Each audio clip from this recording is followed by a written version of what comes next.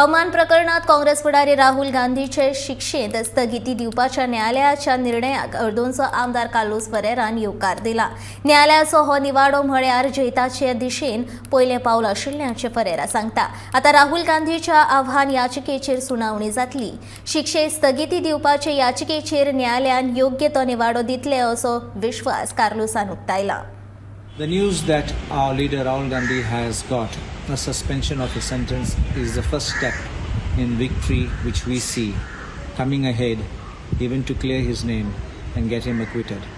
The second application which is pending now is for suspension of the conviction, and that the court has issued notice and kept it sometime in April, and we are confident that the conviction will be stayed. Once there is suspension of the conviction, the Supreme Court has held that it automatically revives the membership because it removes the disqualification. And after that suspension of the conviction, the Lok Sabha Secretariat is required to issue a formal order restoring his membership.